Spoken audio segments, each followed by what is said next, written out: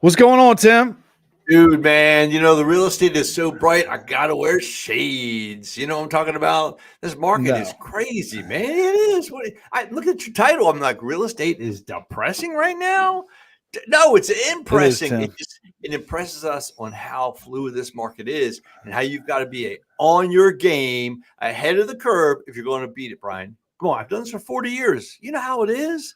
It's constantly changing. You've got to roll with the tide.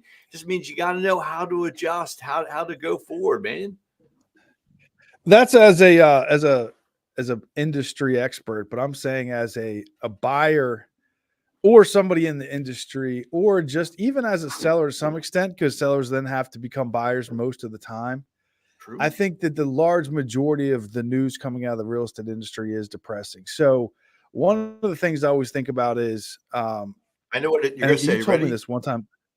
Baron von Rothschild. What did he Yes, always I was says? thinking You about Baron the buy, other day. yes, you buy when there's blood in the streets. And that's what you're getting ready to say. You're like, you know what? There's blood on the streets. Now is the time to attack the real estate market and buy your real estate because you and I both know, Brian, rates might There's be not here. blood in the streets. Not yet, Yeah. but I'll tell you what, it's definitely getting a little crazy out there. And my philosophy is if you buy now before the rates come down, when the rates come down, prices are just going to go up. Number one. If you buy now, you just refinance and drop your PMI off, man. Come on now. So what percentage of the real estate industry is the US economy? Wasn't it like 30% or something like that? It was a big I chunk, heard you man. say It this really one time. was. Yeah, it was Yeah, a it's a while big back. part of it. So all around the industry, all around the country, sales are falling. Inventory is finally going up. There's more houses to buy. And I just got this realestatenews.com. I'm in their news section just reading some of the headlines. The biggest headline was investors regret is up as purchases hit lowest point in 2 years.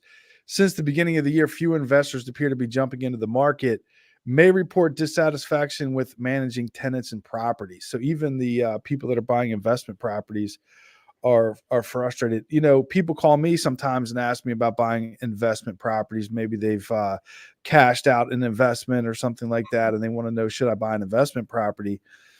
And the challenge is if you're going to finance the large majority of it, it becomes a very hard calculation to make. When rates were 3%, you know, you could find these little pockets where you put in a little calculator, 1.15, this, that, or the other, and it comes up with your rate of return being enough that it makes sense. I think in today's market, unless you're buying the house outright in cash, that play becomes a lot harder to make that decision.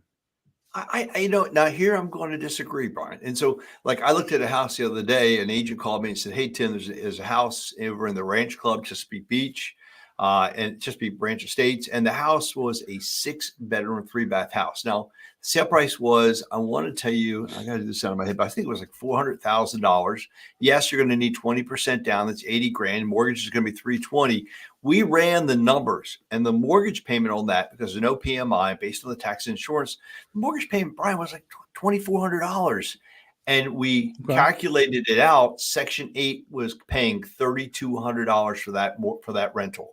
So there's an Okay. $800 spread. And Section 8 is guaranteed payment. So I think the case is it's not easy to be an investor, but there are opportunities Sure. out there if you can identify where to go. Now, the flip investors are definitely having a challenge because they're saying there's not as much margin, there's not as much profit to be made, and that is a more challenging marketplace. Get it? And I'm telling a lot of my flip investors, you need to buy now and ready for this one, renovate, rent it out, refinance it, keep it as a rental property. What a great way of Okay. getting instant equity. So I think Okay. investors have to change their mindset, right? So Okay. are investors depressed? No, investors are just frustrated and challenged like all of us. Well, buyers are frustrated. A record number, 15% of buyers backed out of contracts in June For what 2024. reason? Did you see the reasons? Uh, Number Largely due one, to affordability issues. well, affordability issues is always a challenge. I would tell you it was because of property conditions being a big factor. Number one, okay. Yeah. Title issues, number two, right? Now I would tell you number three, Buyers are buying at the top of their market, and sometimes when we think they're going to be able to make it, and they're at a 49.99, then come to Well, find when they out say they stopped backing working. out, I'm Yeah, not sure that means that the person didn't qualify. I'm seeing this as they changed their mind. Like they're getting buyer's remorse in the middle of the deal and they're backing out of the deal at huge numbers. 56,000 contracts were canceled in June. People just saying it's just not worth it. I'm just going to wait. The problem that I see with that is for the past several years, I've been, having conversations with people who said they're going to wait. They're going to wait. right. It doesn't seem like what they're waiting for is realistic. What they're waiting for is house prices to come down and interest rates to come back down in a significant way. So isn't the Fed supposed to meet today? Feds are meeting today. In fact, we're excited because at 2:30 is going to be the Fed announcement of their direction. We highly believe that they're favoring cutting the interest rates, not this Yeah. July, but more of a favorable cut in September. They see the Yeah. recession coming on. They see unemployment going up. They see Yeah. inflation being controlled. So it's a win-win. And you know what's going to happen? We're going to have a rush of buyers who've been holding on the sidelines, waiting to buy, and then we're going to call in, ring, ring, ring, Brian, I'm ready to buy. I disagree. I think that they're gonna bring rates down very slowly and almost in an insignificant way. Because if they drop rates, 0.25% or something like that, it's not going to drop your payment $300 a month. It's going to drop it like $50 a month. It's not going to be enough to bring these buyers into the market in a significant way. Now I'm going to counter with you with maybe not to buy today, but when they can do that refinance in 12 months, yeah, it's there, Brian. The values are going up. That's continuing to happen. Number one, number two, they'll be able to remove their PMI or reduce PMI from that standpoint. Better interest rate. It makes sense to buy. I'm not gonna lie to you. It really does. So another headline here is housing market decoded. Why are home prices still rising? As interest rates rise, you would assume it would cause rates to go down, but the relationship between rates and prices is not that simple. And that's one of the things that we've also seen is that as rates come down, house prices don't come down, they generally go up. What we're seeing is inflation through the cost of housing, because it's not even just that the resale value, it's the cost to build houses has gone up. Yep. Oh, tremendously. But I'm going to challenge you here on this one. Here's a statement I want to make. Ready? There are 4 tiers to real estate. There's that 0 to maybe 400%, $400,000. That's affordable. You agree on that one. There's 400 to maybe 750. That's more like the move up. There's like 751 to 1.2. That may be luxury. And then 1.21 plus would be super luxury, right? I believe the super luxury and the luxury are starting to see a downward trend in price. I will tell you the affordable sector is it's just going like gangbusters because there's too few houses for sale. And the move up, I think, is more stable. I really do. I think if I was to counter the argument, I think prices are coming down at the high end. Prices are still being forced up at the low end because there's more people in that lower end pool trying to buy, and there just is not enough housing out there, Brian. Yeah, says that new home sales were down 16.5% year over year in the spring. Builder incentives are not enough to overcome high rates and high prices. Well, and now I agree with that because the cost to build went through the roof, right? That was number one. And so, when you can buy a townhouse over here in Bowie for $500,000 or $600,000, dude, that's nuts. But that's what the costs have climbed to for land development, acquisition, et cetera. And I think this is going to force the government to change their ruling on how many houses you can get per square foot. I think they're going to allow for more of the tiny home spaces, in your backyard. I think we're going to see a lot of changes along those lines. I really do. And that's, to me, it's a home run. It really is. It's going to push things to a new level. So I think the headline that I would say is my opinion is that the housing market is going to take a long time to recover. The housing market is stuck maybe for a while. It says it's going to take many years to work itself out. And I think that if I had to sort of believe in one thing, it would be that. The only thing that'll, I think, move the housing market is if our economy actually goes south even more. And then we have some more foreclosures. Like the one thing that we are seeing is a huge uptick in the amount of debt, credit card debt that Americans are paying. The amount of people that are missing one or more mortgage payments is going through the roof. The thing that comes from that is people still have that equity. So it's not like in 2008, 9, 10, 11, 12, 13, 14, 15, where when you missed a mortgage payment, your house was upside down. So you were in a short sale or foreclosure bankruptcy situation. A lot of houses that I'm selling today are people that are in some sort of a financial burden.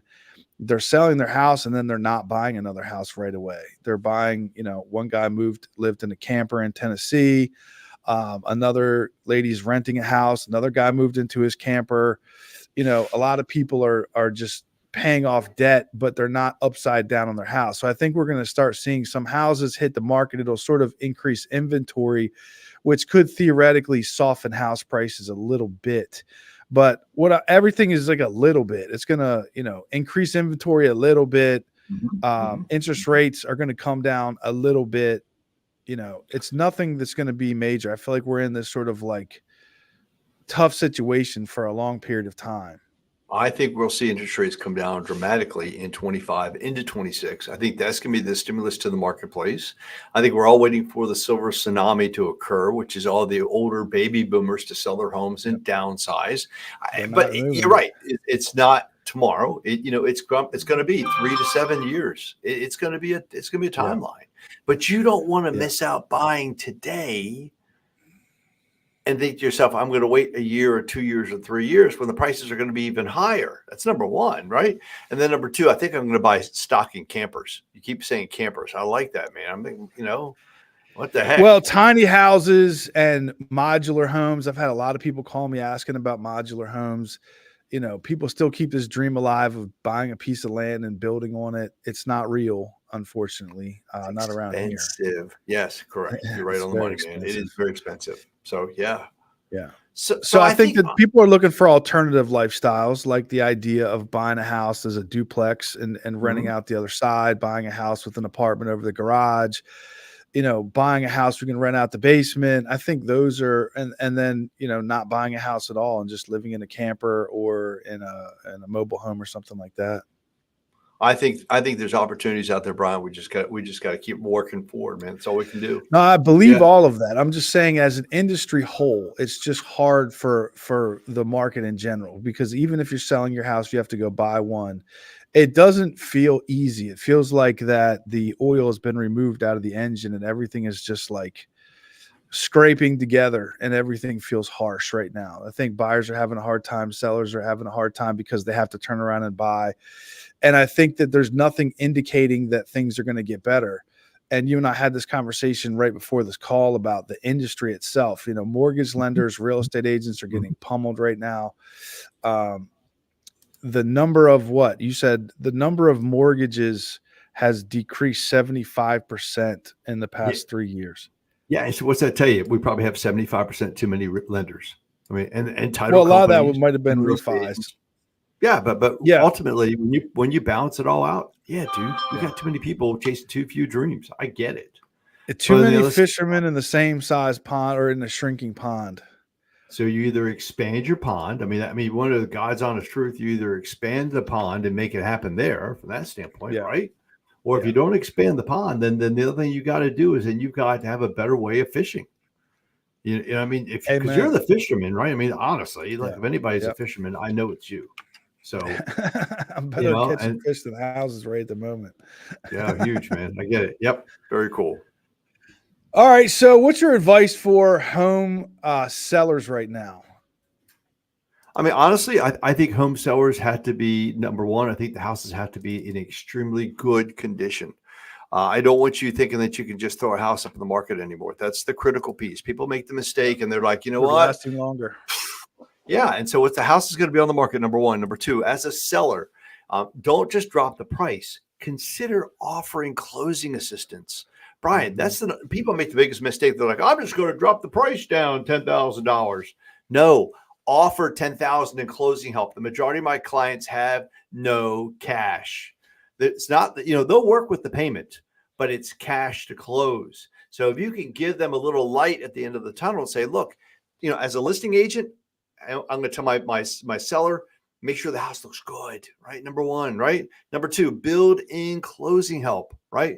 Number three, be proactive. I know you're going to hate this, but do the open house. Okay. Open houses don't sell the house typically up front, but what they do is they just get it back on the marketplace. It's just another announcement. It's another house in somebody's mind, peripheral, right? And then number four is, you know what? If it's not shaken and baking within 3 weeks, cut the price, do some stimulus, throw some 100% financing, get it out there. That's how you make it work. All right, here I'm gonna throw my advice, then we'll move on to buyers. So sellers, my advice is it is July 31st. You have to have your house on the market before September 1st. This fall is shaking out to be much harder than it has been. The last couple years, we've had rates go up in the fall, and the fall housing, winter housing market has been terrible. It looks to me like we're having another situation where it's not going to be that. It's going to be inventory is going to go up. Like houses are not going to be selling as quickly. Right. The competition is going to be a lot higher. So my advice is that you need to get it on the market quickly. Secondly, I agree with Tim about paying the closing cost. The other piece of advice that I generally have that goes against what most people want to do is instead of lowering the price, invest that money into your house. Even if that means taking out a loan or borrowing against your own house to fix it up, your return on investment on certain things, not everything, is 2, 6, 10x, redoing your kitchen, assuming you're using affordable contractors, redoing your bathrooms, doing some landscaping, updating all the flooring in your house, getting it painted. I've been in quite a few houses recently where I called their listing agent and I said, this house would sell if they would just paint it. Like, why have they put zero effort into selling this house? I have this sort of like effort meter when you go into a house and you can literally see $50,000 just lost because of the lack of effort in trying to get this house to sell. The other thing that I would say is that, just keep aware of, you have to go buy a house after you sell this house and pay attention to that market. So how about buyers, Tim? What's your advice for buyers as we're heading into the mid of the summer or the late summer?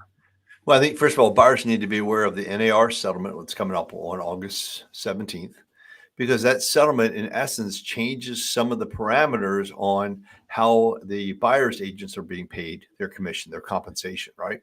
Yeah. So they need to understand that when they're signing a buyer broker agreement and they're committing to that real estate agent that's working on their behalf, using their knowledge, skills, and expertise to secure the contract, that they're making a commitment to pay the real estate agent. However, I also tell them that you're not committed to paying that agent unless you have a ratified contract. So it's a negotiation piece. It's when you're offering a contract, you're building in the real estate commission, number one, right? So you're asking the seller, listing agent, hey, I'd like to have the seller pay a certain amount of commission. So have that in the back of your mind now, because the parameters are changing a little bit. Not only are we going to be asking for closing help, you might be asking for a buyer commission. So it's number one. That also tells me, number two, look at programs that may require less cash into the deal. You might be doing 100% USDA. We would always, of course, recommend 100% VA. You might be doing more than 100%, FHA programs. And I have 4 of them so far, right? You might be doing the Maryland Mortgage Program. Don't let cash hold you back, but be aware that negotiation is key. That's key right there. Yeah. And the last part is, be aware that we're all projecting interest rates coming down the next 15 to 18 months. So your payment today most likely will not be your payment tomorrow. Hopefully, it's going to be significantly lower when the rates drop down. All right. So my advice to buyers is that, first of all, I think that it is still the time to buy, because I still think house prices are going to remain high. I don't think that waiting for a boom or waiting for a real estate crash is going to happen anytime soon, or even possibly at all. Everything that would have indicated house prices coming down has gone past us. Higher interest rates, a pandemic, every sort of thing that could have gone wrong. That's the thing. As far as the real estate settlement is concerned, if I was buying a house, I would try to hurry up and buy one. And if I wanted to have a realtor help me, the thing you're faced with if you choose not to work with the realtors, you have to call all the listing agents. Then you have to negotiate with somebody with no representation on your side. I definitely Correct. don't love that idea. So I would say Mm. that definitely makes sense to do that, or you're going to have to consider setting aside some money to potentially have to pay a real estate agent. I think it's going to actually become harder to buy a house after August 17th. It's already getting there. People are already signing up for, I'm not paying a buyer's agent. So if you're buying a house, you're either going to have to pay that agent yourself, or you're going to have to go it alone, which, neither one of those options are great, to be honest with you.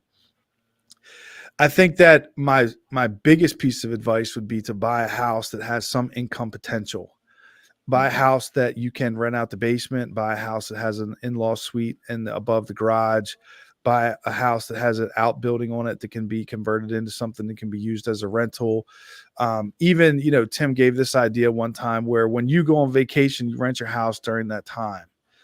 There's certain times during the year where maybe it's beneficial in your area because there's some big event uh, where you could rent your house out. Try Mhm. to find ways to offset the cost in Right. order to be able to buy a comfortable house for you and your family. All right, Tim. So, what would be your advice for people that are thinking about waiting until next year? Do you think next year is going to be better? I think rates are going to be better, but I think the prices are going to be higher, and the competition is going to be even more fierce. So, as my favorite mentor, the infamous Baron von Rothschild said, "When there's blood in the streets, you buy." And dude, Yeah, there's blood in the streets. Get out there, make it happen, make that yeah, purchase. yeah. Look, dip your toe into the water. You know how it is. You don't know until if the water is cold or it's beautiful until you jump in. And So and jump lastly, in. what's your advice for industry experts? I asked you this question before we got on the call. If one of your kids came to you and said, "Tim," they said, "Dad, you've been in the business for however many years, and Yeah. you are an expert at this. I want to become a real estate agent." What would you tell them? I would tell them that they have a very good perspective on where they want to go, but they've got to change with the tide. And I'm not sure as a real estate industry right now is able to absorb a lot of new real estate agents, given that we probably have 3 times the agents we need, 3 times the lenders we need, right? Instead, I would say, look, study the market, get to understand. If you want to jump in and be a real estate agent, don't be a real estate agent up front, be part of a team, learn the prospects, the marketing side, learn all the avenues, but focus on who's making the money, right? Everybody thinks the real estate agents are making the money or the lenders making the money.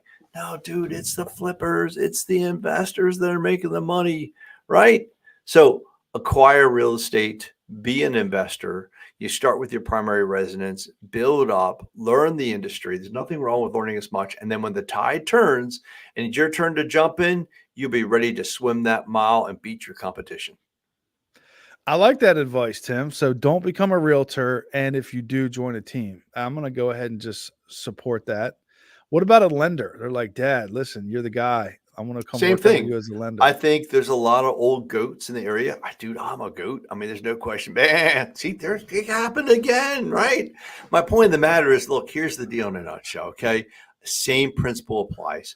Lenders are going to be evolving. We're always evolving. Okay, whether it might be a dual comp agent or the agent is also the lender. Things are changing dramatically in the marketplace and we're watching how things evolve. But there will always be a need for a lender. There's always going to be a need for a real estate agent. Just like when you do your taxes, TurboTaxes can only do so much. But when you need an accountant or a tax preparer, you go that extra mile. Same thing's going to apply Yep. to being a lender. But Yep. again, join a lending team. Learn from the best. Don't start with the struggle bus, man. The struggle bus is like, get along, right? No, you work with the top dogs that are already out there killing it. And when it comes their time to retire, you can jump in and make it happen. I like that advice, Tim. That's all good stuff. All right, man. Anything else you want to throw out here before we wrap up? Brother, that's it, man. Like I said, the market's so bright, I got to wear shades. Yeah, I don't know. All right, Tim. I appreciate you, brother. All right, brother. Talk to you soon, man.